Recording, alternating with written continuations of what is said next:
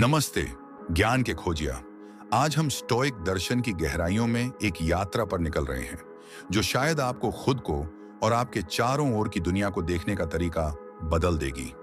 हम अक्सर अपने मन की कल्पनाओं में ज्यादा दुखी होते हैं, बजाय असलियत में। ये शब्द महान स्टोइक दार्शनिक सेनेका द्वारा लिखे गए हैं। हमारी रोज की मुश्किलों के परे झांकते हैं। अक्सर हम अपने विचारों में फंसे होते हैं, कल्पित डर से जकड़े होते हैं या उन इच्छाओं से ग्रस्त होते हैं जो हमें खाली छोड़ देती हैं। एक पल के लिए सोचिए, आप किसी महत्वपूर्ण चीज के बारे में बताने वाले हैं। जब आप किसी प्रेजेंटेशन या स्पीच के लिए तैयार होते हैं तो आपका दिल तेजी से धड़कता है, हथेलियां पसीने से भर जाती हैं।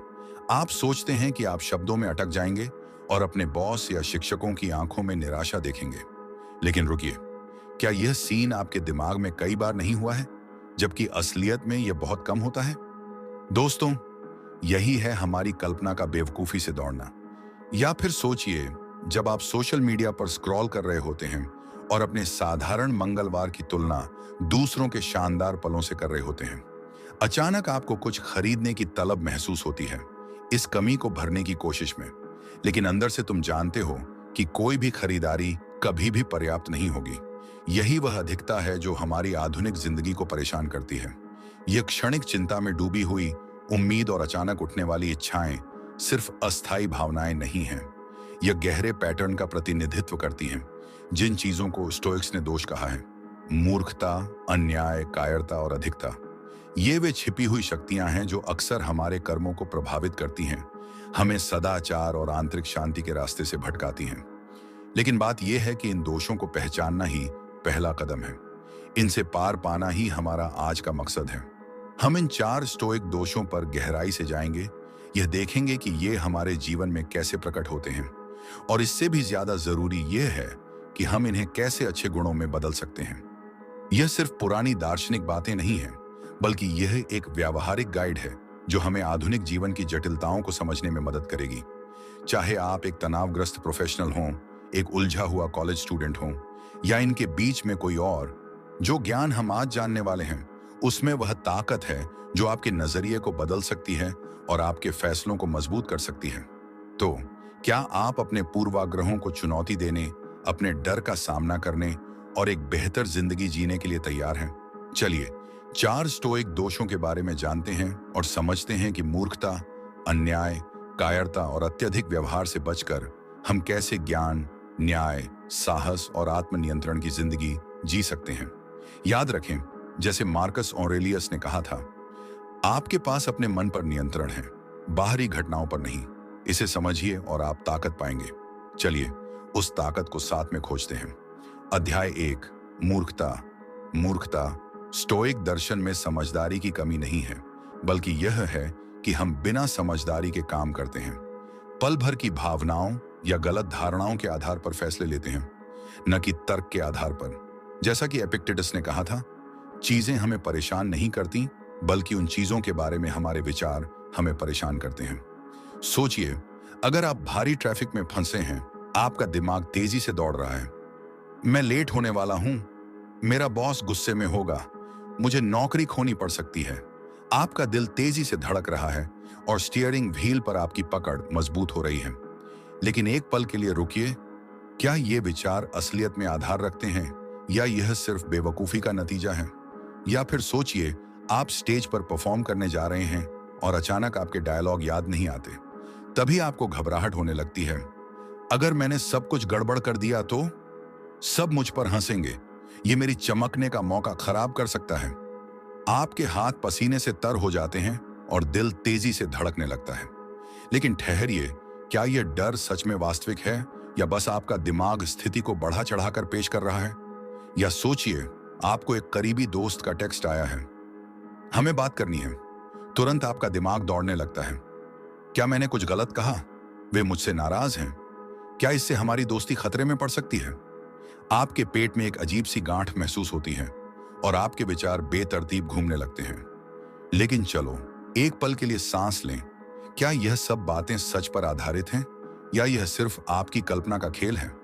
कैटास्ट्रोफाइजिंग, हमारी सबसे बड़ी भूल, ये सभी स्थितियां एक आम गलती को दर्शाती हैं, जिसे कैटास्ट्रोफाइजिंग कहा जाता है। हम बिना ठोस आधार के सबसे बुरे नतीजे पर कूद पड़ते हैं और अपने इमोशंस को अपनी सोच पर हावी होने देते हैं। लेकिन यही वह जगह है जहां स्टोइक ज्ञान हमारी मदद कर सकता है। मार्कस ऑरेलियस कहते हैं, तुम्हारे दिमाग पर तुम्हारा नियंत्रण है, बाहरी घटनाओं पर नहीं। इसे समझो और तुम ताकत पाओगे। एपिक्टेटस का सबक। सच्ची आजादी क्या है? पीछे मुड़कर देखें तो प्राचीन रोम में एक दास था जिसका नाम एपिक्टेटस था। वह समय के सबसे महान स्टोइक दार्शनिकों में से एक बना। अपनी कठिन परिस्थितियों के बावजूद उसने यह समझा कि असली आजादी अंदर से आती है। उसने हमें सिखाया कि जो चीजें हमारे नियंत्रण में नहीं हैं, उनके बारे में चिंता करना बेवकूफी है। जैसे कि ट्रैफिक जो आपके हाथ में नहीं है, या आपके बॉस की प्रतिक्रिया जो आपके हाथ में नहीं है। लेकिन उस स्थिति में आपकी प्रतिक्रिया पूरी तरह से आपके हाथ में है। मूर्खता पर काबू पाने के स्टोइक तरीके। तो हम कैसे आगे बढ़ें? मूर्खता हमारे रोजमर्रा की जिंदगी में घुसी होती है, लेकिन स्टोइक हमें इससे निपटने के लिए कई तरीके देते हैं। नकारात्मक कल्पना, नेगेटिव विजुअलाइजेशन। अपनी कीमती चीजें खोने की कल्पना करें। यह थोड़ा नकारात्मक लग सकता है, लेकिन इससे आपको अपनी चीजों की कदर करना सीखने में मदद मिलती है और आप संभावित परेशानियों के लिए तैयार रहते हैं। जिस पर आप नियंत्रण रख सकते हैं उस पर ध्यान दें। चीजों को दो भागों में बांटें, जो आपके नियंत्रण में हैं और जो नहीं हैं। अपनी ऊर्जा केवल उन चीजों में लगाएं जिन्हें आप बदल सकते हैं। अपने विचारों पर सवाल उठाएं। जब भी आपको गहरी भावनाएं महसूस हों, एक पल के लिए रुकें और खुद से पूछें, क्या यह सच में उतना बुरा है जितना मैं सोच रहा हूं? स्टोइक अभ्यास। समझदारी का अभ्यास करें। एक समझदार इंसान इस स्थिति में क्या करेगा? पहले अपनी सोच और भावनाओं पर ध्यान दें। बिना तुरंत प्रतिक्रिया दिए ठहरें और गहरी सांस लें। इस ठहराव से आपको समझदारी से निर्णय लेने का मौका मिलेगा।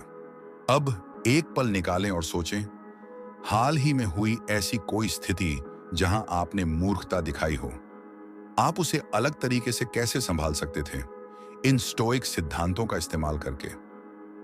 स्टोइक चुनौती। एक हफ्ते तक समझदारी का अभ्यास करें। मैं तुम्हें एक स्टोइक चैलेंज देना चाहता हूं। अगले एक हफ्ते तक रोजाना समझदारी का अभ्यास करो। हर बार जब तुम तनाव में या परेशान महसूस करो, एक गहरी सांस लो और अपने आप से पूछो, इस स्थिति का कौन सा हिस्सा मेरे नियंत्रण में है? अपनी ऊर्जा केवल उसी पर केंद्रित करो। तुम देखोगे कि यह छोटे से दृष्टिकोण का बदलाव तुम्हारी चुनौतियों के प्रति प्रतिक्रिया को कैसे बदल सकता है। समाप्ति ज्ञान की ओर पहला कदम याद रखो। जैसे कि सेनेका ने कहा था, अगर किसी आदमी को नहीं पता कि वह किस बंदरगाह की ओर जा रहा है, तो कोई भी हवा उसके लिए अनुकूल नहीं है। समझदारी का मतलब है अपने मूल्यों को जानना, यह समझना कि वास्तव में क्या महत्वपूर्ण है और अपने कार्यों को उसी के अनुसार संरेखित करना। मूर्खता पर काबू पाना का मतलब यह नहीं है कि हम कभी गलती नहीं करेंगे, बल्कि इसका अर्थ यह है कि हमें रुकना, सोच समझकर प्रतिक्रिया देना और समझदारी से अपने फैसले चुनना सीखना है।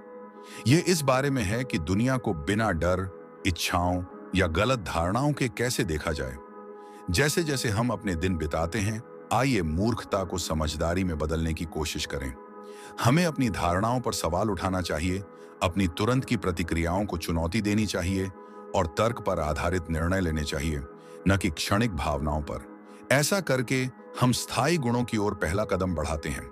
हम अनावश्यक दुख से खुद को मुक्त करना शुरू करते हैं और एक अधिक शांतिपूर्ण, उद्देश्यपूर्ण जीवन के दरवाजे खोलते हैं। अब हम आगे बढ़ेंगे दूसरे अध्याय, अन्याय की ओर। लेकिन इससे पहले जरा सोचिए, ज्ञान हासिल करने से आपकी जिंदगी के चुनौतियों का सामना करने का तरीका कैसे बदल सकता है? यह आपके रिश्तों को कैसे प्रभावित करेगा? आपके काम पर इसका क्या असर होगा? और सबसे महत्वपूर्ण, खुद के प्रति आपकी सोच कैसे बदलेगी? मूर्खता से ज्ञान की ओर जाने का सफर हम सबका साझा है। चलिए सीखते रहें, बढ़ते रहें और एक दूसरे का समर्थन करते रहें। अध्याय 2, अन्याय। अब जब हम मूर्खता की दुनिया से बाहर आ रहे हैं, तो हमें दूसरे स्टोइक दोष, अन्याय का सामना करना पड़ता है। यह दोष हमारे दूसरों के साथ बातचीत के मूल में हमला करता है। यहां पर हम बात कर रहे हैं अन्याय की, जो कि स्टोइक दर्शन में एक महत्वपूर्ण विचार है। स्टोइक दर्शन के अनुसार अन्याय केवल कानून तोड़ने या दूसरों के साथ गलत व्यवहार करने से कहीं ज्यादा है। ये इस बात का भी जिक्र करता है कि सभी मानव बींग्स एक दूसरे से जुड़े हुए हैं। मार्कस ऑरेलियस हमें याद दिलाते हैं कि जो छत्ते के लिए बुरा है वह मधुमक्खियों के लिए भी बुरा है। इसका मतलब यह है कि जब हम अन्याय करते हैं तो हम सिर्फ दूसरों को ही नुकसान नहीं पहुंचाते, बल्कि खुद को और समाज के ताने बाने को भी नुकसान पहुंचाते हैं। सोचिए, आप किसी मीटिंग में बैठे हैं और जब आपका एक सहयोगी ऐसा आइडिया पेश करता है जो पिछले हफ्ते आपने उनसे निजी तौर पर शेयर किया था, तो आपको एक जलती हुई न्याय की भावना महसूस होती है, क्योंकि वे आपके बॉस की तारीफें सुन रहे होते हैं। आपका पहला झुकाव हो सकता है कि आप उन्हें इसका एहसास दिलाएं और अपनी बात को सही साबित करने की कोशिश करें। लेकिन चलिए यहां रुकते हैं और एक स्थिर दृष्टिकोण पर विचार करते हैं। रोमन दार्शनिक सेनेका ने एक बार कहा था, जो आपको चोट पहुंचाता है वह आपसे या तो मजबूत है या कमजोर। अगर वह कमजोर है तो उसे माफ कर दें, अगर वह मजबूत है तो खुद को बचा लें। यह किसी के नीचे दबने की बात नहीं है। यह समझना जरूरी है कि गुस्से या आरोप लगाने से टीम की डायनामिक्स, आपके प्रोफेशनल रिलेशनशिप्स और आपकी अपनी मानसिक शांति पर क्या असर हो सकता है। सच्चे न्याय के बारे में स्टोइक दृष्टिकोण को समझने के लिए चलिए प्राचीन एथेंस की ओर चलते हैं। कल्पना कीजिए कि सुकरात, जो पश्चिमी दर्शन के पिता हैं, नासमझी और युवाओं को भ्रष्ट करने के आरोप में मुकदमे का सामना कर रहे हैं। मौत का सामना करते हुए भी सुकरात ने भागना या अपने सिद्धांतों से समझौता करना स्वीकार नहीं किया। उन्होंने अदालत के अन्यायपूर्ण फैसले को धैर्य से स्वीकार किया और कहा, मेरे दोस्तों, असली कठिनाई मौत से बचने में नहीं है, बल्कि अन्याय से बचना है, क्योंकि यह मौत से भी तेज दौड़ता है। सुकरात का न्याय के प्रति अडिग समर्पण, भले ही उन्हें व्यक्तिगत नुकसान उठाना पड़ा हो, स्टोइक सिद्धांत का प्रतीक है। उन्होंने यह समझा कि असली न्याय केवल अपनी इच्छाओं को पूरा करने के बारे में नहीं है, बल्कि हमारी आत्मा की शुद्धता बनाए रखने और समाज के कल्याण में योगदान देने के बारे में है। अपने जीवन में अन्याय को कैसे दूर करें? स्टोइक हमें कुछ प्रभावशाली तरीके सुझाते हैं। 1. दूसरों का आकलन करने से पहले सहानुभूति विकसित करें। उनके दृष्टिकोण को समझने की कोशिश करें। जैसा कि एपिक्टेटस ने कहा था, अपनी गलतियों पर विचार करें, फिर आप अपनी नाराजगी भूल जाएंगे। 2. छोटे छोटे मामलों में निष्पक्षता का अभ्यास करें। क्या आप उस कैशियर के साथ धैर्य रखते हैं जो कठिन दिन बिता रहा है? क्या आप दूसरों की बात सुनते हैं बिना किसी पूर्वाग्रह के, भले ही आप असहमत हों? 3. कामों को व्यक्तित्व से अलग करें। जब कोई आपको गलत करता है तो याद रखें कि वह शायद दुर्भावना से नहीं, बल्कि अज्ञानता से ऐसा कर रहा है। जैसा कि मार्कस ऑरेलियस ने कहा है, दूसरों के प्रति सहिष्णु रहो, अपने आप पर सख्त रहो।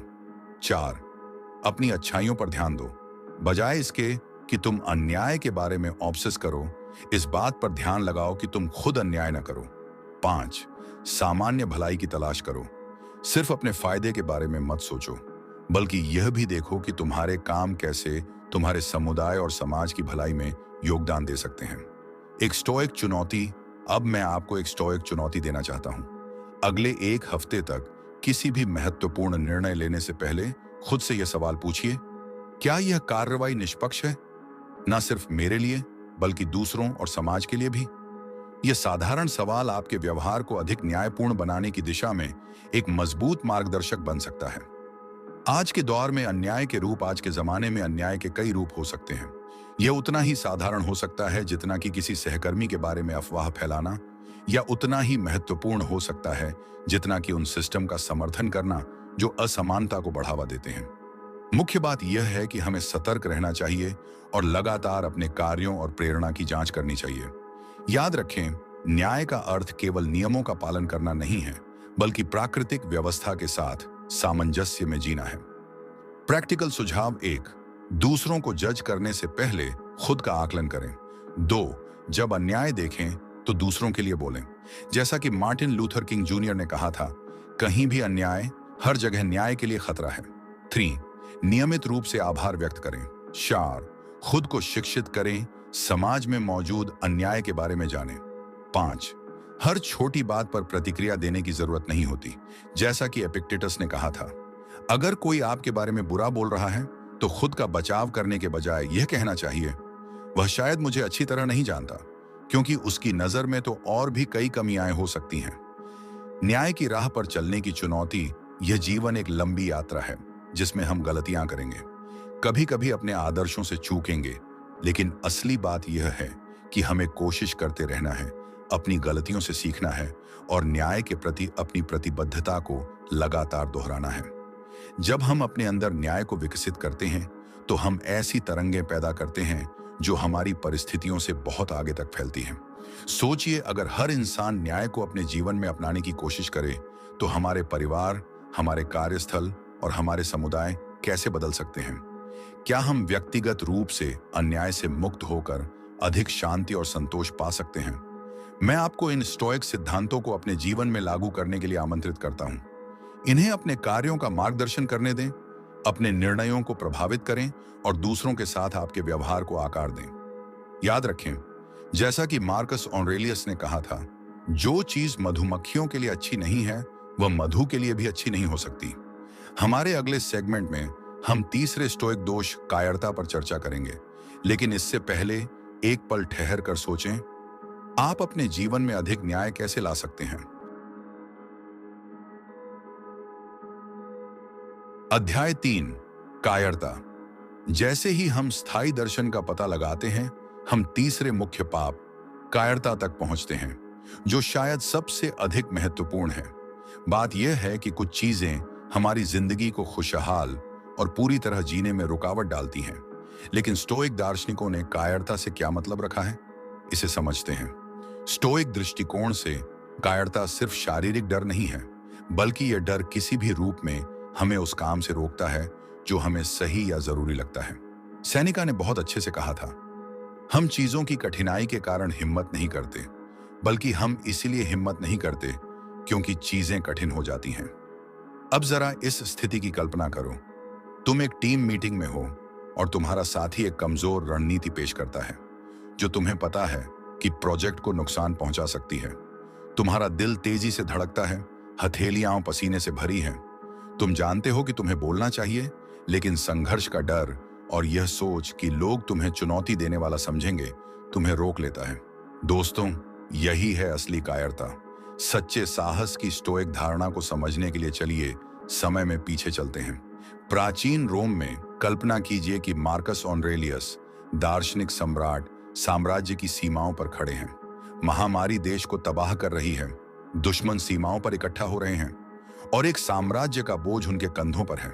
फिर भी उनके व्यक्तिगत लेखन, जिन्हें बाद में ध्यान के नाम से जाना गया, में वे खुद को याद दिलाते हैं, तुम्हारे पास अपने मन पर नियंत्रण है, बाहरी घटनाओं पर नहीं। इसे समझो और तुम ताकत पाओगे। यही स्टोइक साहस की आत्मा है। ये निसंदेह न होने के बारे में नहीं है, बल्कि डर के बावजूद सही तरीके से कार्य करने के बारे में है। ये जीवन की चुनौतियों का सामना करने के बारे में है, ये जानते हुए कि असली नुकसान बाहरी घटनाओं से नहीं, बल्कि हमारे उनके बारे में विचारों से होता है। हम अपने रोजमर्रा की जिंदगी में डरपोकपन को कैसे दूर कर सकते हैं? स्टोइक हमें कई प्रभावशाली रणनीतियां देते हैं। नकारात्मक कल्पना, नेगेटिव विजुअलाइजेशन का अभ्यास करें। कभी कभी उन चीजों को खोने की कल्पना करें जो तुम्हारे लिए महत्वपूर्ण हैं। इससे तुम असफलताओं के लिए तैयार हो जाते हो और नुकसान का डर कम हो जाता है। उस पर ध्यान दो जो तुम नियंत्रित कर सकते हो। हर स्थिति को 2 हिस्सों में बांटो, वे चीजें जिन पर तुम्हारा असर है और वे जिन पर नहीं। अपनी ऊर्जा उन चीजों पर लगाओ जिन्हें तुम बदल सकते हो। असुविधा को अपनाओ, जानबूझकर खुद को चुनौतीपूर्ण हालात में डालो। जैसा कि एपिक्टेटस कहते हैं, मुश्किलें वे चीजें हैं जो एक इंसान को उसकी असली पहचान दिखाती हैं। अपनी सोच को बदलो, चुनौतियों को खतरे के रूप में देखने के बजाय उन्हें एक मौके की तरह देखो।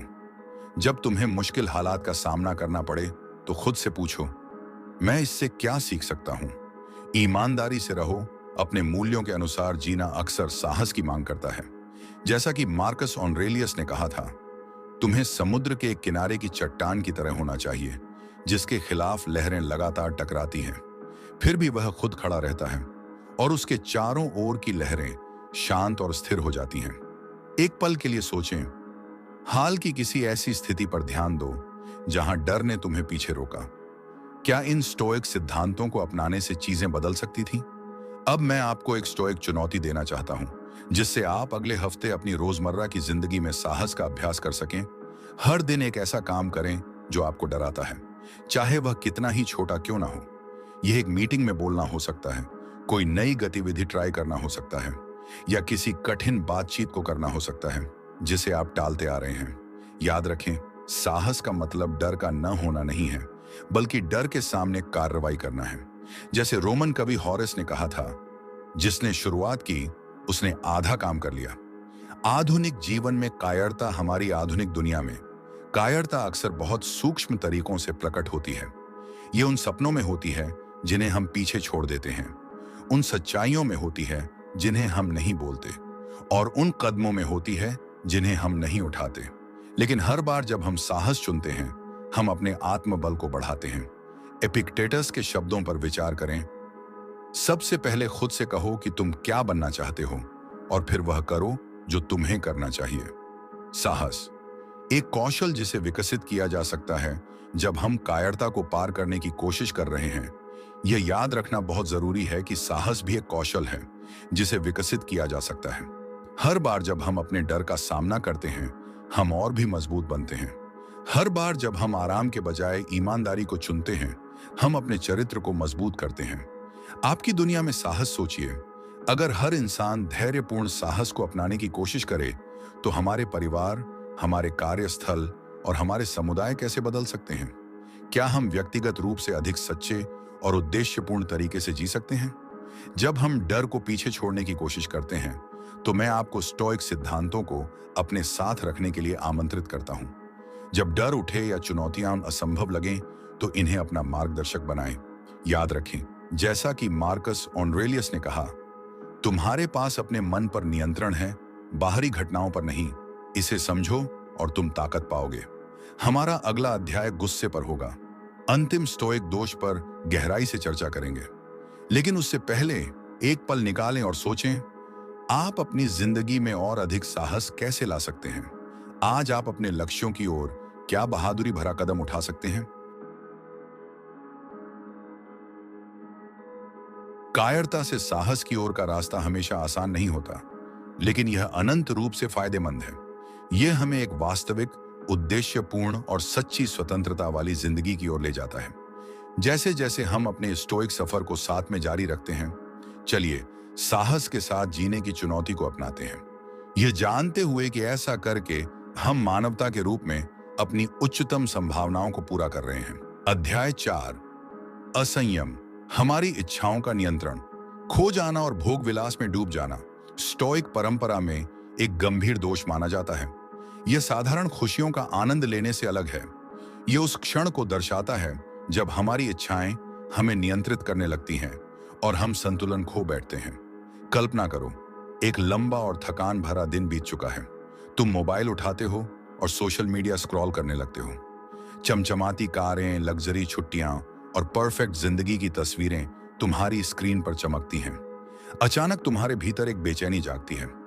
बिना ज्यादा सोचे तुम ऑनलाइन शॉपिंग साइट पर पहुंच जाते हो और कुछ ऐसे सामान खरीद लेते हो जिनकी तुम्हें शायद जरूरत भी नहीं थी। मन को संतोष देने के लिए किया गया यह प्रयास क्षणिक होता है और जल्द ही एक और इच्छा जन्म लेती है। यही असंयम का असली चेहरा है, बाहरी चीजों से खुशी पाने की अंतहीन कोशिश। स्टोइक दर्शन का दृष्टिकोण, स्टोइक दार्शनिकों ने इसे भौतिक सुखों की लत बताया है। सेनेका कहते हैं, गरीब वह नहीं जिसके पास कम है, बल्कि वह है जो हमेशा अधिक चाहता है। यह कथन असंयम के खिलाफ सबसे शक्तिशाली हथियार है। स्टोइक हमें बताते हैं कि असली संतोष भीतर से आता है, न कि बाहरी चीजों से।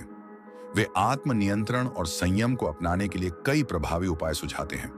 असंयम पर काबू पाने के स्टोइक उपाय 1, स्वेच्छा से कठिनाइयों को अपनाना। जानबूझकर खुद को असुविधाजनक परिस्थितियों में डालो। कभी कभी उपवास करो, ठंडे पानी से नहाओ या फर्श पर सोकर देखो। यह अभ्यास तुम्हें भौतिक सुखों की लत से मुक्त करने में मदद करेगा। 2, आभार विकसित करना। हर दिन थोड़ा समय निकालो और उन चीजों की कद्र करो जो पहले से ही तुम्हारे पास हैं। जितना अधिक तुम वर्तमान में संतोष पाओगे, उतना ही कम तुम्हारी लालसा बाहरी चीजों के लिए होगी। 3, इच्छाओं पर प्रश्न उठाना। जब भी कोई इच्छा तुम्हारे मन में उठे, खुद से पूछो, क्या यह सच में मेरे लिए जरूरी है या यह बस क्षणिक आनंद के लिए है? इस आत्म जागरूकता से तुम्हारे निर्णय अधिक सोच समझ कर लिए जाएंगे। चौर, संपत्ति की जगह अनुभवों को प्राथमिकता देना स्टोइक मानते थे कि असली सुख किसी वस्तु को खरीदने में नहीं, बल्कि जीवन के अनुभवों में होता है। अपने संसाधनों को रिश्तों, ज्ञान और आत्मविकास में लगाओ, न कि दिखावे में। 5, मितव्ययता और आत्मनियंत्रण। कम में अधिक के सिद्धांत को अपनाओ। जितना कम तुम बाहरी चीजों पर निर्भर रहोगे, उतनी ही अधिक स्वतंत्रता तुम्हें महसूस होगी। एक स्टोइक चुनौती। अगले 7 दिनों के लिए खुद को एक चुनौती दो। जब भी तुम किसी चीज की इच्छा महसूस करो, एक पल रुककर सोचो, क्या यह मेरी मूल्यों और दीर्घकालिक भलाई के अनुरूप है? अगर जवाब नहीं है, तो उस इच्छा को त्याग दो। यह अभ्यास धीरे धीरे आत्मनियंत्रण को मजबूत करेगा और तुम्हें अधिक स्वतंत्र बनाएगा। 4 स्टोइक दोषों की समाप्ति। अब तक हमने 4 बड़े स्टोइक दोषों का विश्लेषण किया। 1, मूर्खता, जब हमारी गलत धारणाएं और अज्ञान हमें सही निर्णय लेने से रोकते हैं। 2, अन्याय, जब हम नैतिक रूप से गलत कार्य करते हैं, यह समझे बिना कि इसका असर दूसरों पर भी पड़ता है। 3, कायरता, जब डर हमें सही और जरूरी कदम उठाने से रोकता है। 4, असंयम, जब इच्छाएं और भोग विलास हमें नियंत्रित करने लगते हैं। लेकिन इन दोषों को पहचान कर हम उनके सकारात्मक रूपों को भी अपना सकते हैं। ज्ञान, न्याय, साहस और संयम, यही वे 4 स्तंभ हैं जो एक सशक्त, संतुलित और सार्थक जीवन की नींव रखते हैं। अंतिम विचार। अब सोचो, अगर हर इंसान स्टोइक सिद्धांतों को अपनाने की कोशिश करे तो दुनिया कैसी होगी? हमारी दोस्ती, हमारे रिश्ते, हमारी कार्य संस्कृति, सब कुछ कितना अधिक संतुलित और न्यायपूर्ण हो सकता है। यह यात्रा किसी गंतव्य पर पहुंचने के बारे में नहीं है, बल्कि निरंतर विकास और आत्म जागरूकता की ओर बढ़ने के बारे में है। स्टोइक दर्शन हमें पूर्णता नहीं, बल्कि सुधार का मार्ग दिखाता है। जैसा कि मार्कस ऑरेलियस ने कहा था, ब्रह्मांड में बदलाव होता रहता है, लेकिन हमारी जिंदगी वही होती है जो हमारे विचार बनाते हैं। अब यह तुम्हारे हाथ में है। क्या तुम अपनी जिंदगी को नियंत्रित करोगे या अपनी इच्छाओं से नियंत्रित रहोगे?